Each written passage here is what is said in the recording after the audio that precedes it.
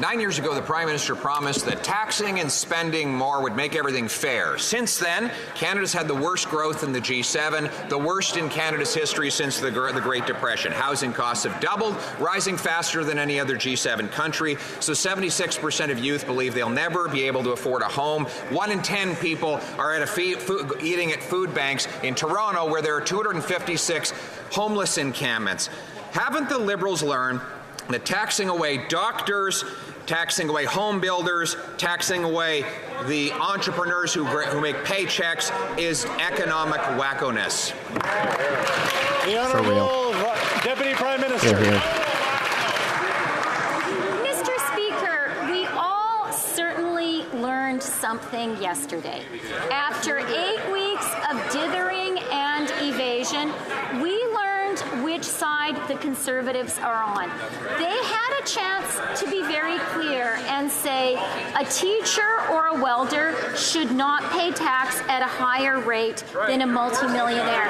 But they just couldn't help themselves. At the end of the day, the Conservatives are always on the side of those at the very top and always against working people. That's what we saw yesterday. The Honourable Leader of the Official Opposition. Mr. Speaker, the member mentions welders. Welders start businesses. Among the 300,000 small businesses that are targeted by this tax, according to the minister's own published documents. So those welders will pay a 66% tax on their investments, the same welders that build the homes that we're going to need. Order. I'm having trouble hearing the question. I'm having trouble hearing the answer. So I'm going to ask honourable members to allow the questions and answers to happen.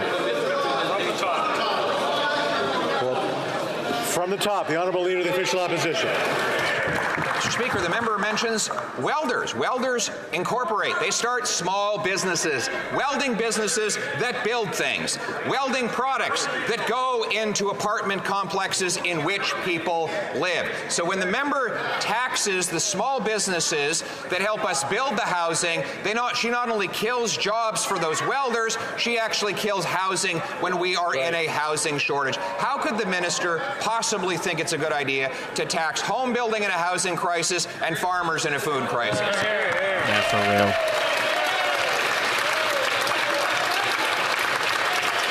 I'm going to ask for the quiet in return. The Honourable Deputy Prime Minister. Mr. Speaker, well, for one thing, the Conservative leader should get his facts straight. Of course, what we are talking about is a 2/3 inclusion rate, not a 2/3 tax rate. But he never bothers to actually get his numbers straight. What he also doesn't bother to do is to actually stand on the side of working people. He has been faking his support for workers, but yesterday workers learned where he really stands, and that is not with them. That's right. That's for sure. The Honourable Leader of the Official Opposition. Mr. Speaker, taxing farmers during a food crisis, taxing home builders during a housing crisis, taxing away doctors during a healthcare crisis, and taxing small businesses during an economic growth crisis is economic vandalism. That's and right. Nothing less, Mr. Speaker. That is precisely why this minister has given us the worst growth in the G7, the worst growth for the next 40 years projected for the OECD, and 256 homeless encampments in her hometown. Isn't that the predictable result of her disastrous policies? The Honourable Deputy Prime Minister. Mr. Speaker, do you know what the average income in Ottawa Carleton is? Because I do. It is $58,400. The average person in Ottawa Carleton could only dream of earning $250,000 in a given year. But the Conservative leader thinks his average constituent should pay tax on their hard-earned salary at a higher rate than someone who is earning more than $250,000 in capital gains alone.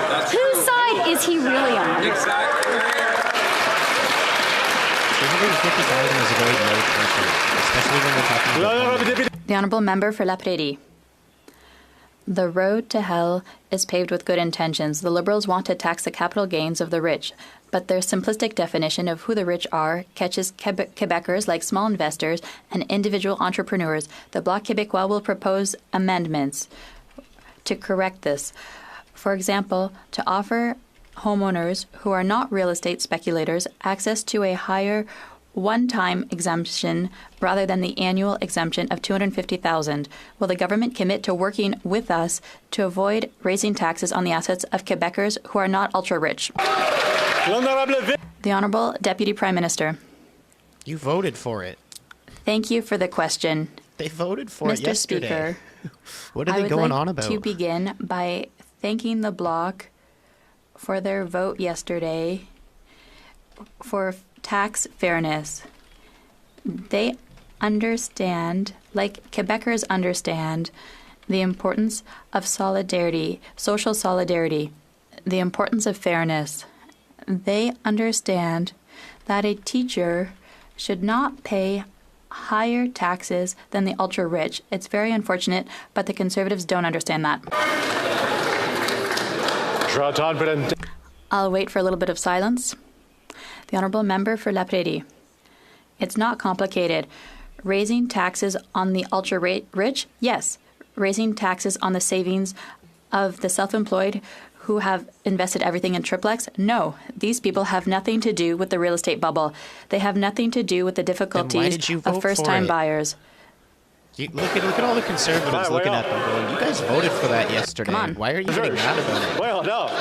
Come on. Order, please.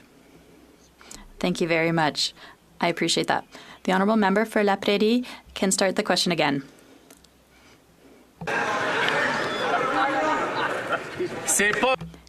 It's not complicated. Raising taxes on the ultra-rich? Yes. Raising taxes on the savings of a self-employed person with no retirement fund who has invested everything in triplex? No. These people have nothing to do with the real estate bubble. They have nothing to do with the difficulties of first-time buyers. So the Liberals have a choice before them. Work intelligently with us or hurt Quebecers who aren't ultra-rich to score political points against the Conservatives. Will they make the right choice? He's screaming. It's Wednesday. The Honourable Deputy Prime Minister. Mr. Speaker, once again, thank you for the question. I want to highlight once again that we've made an important decision.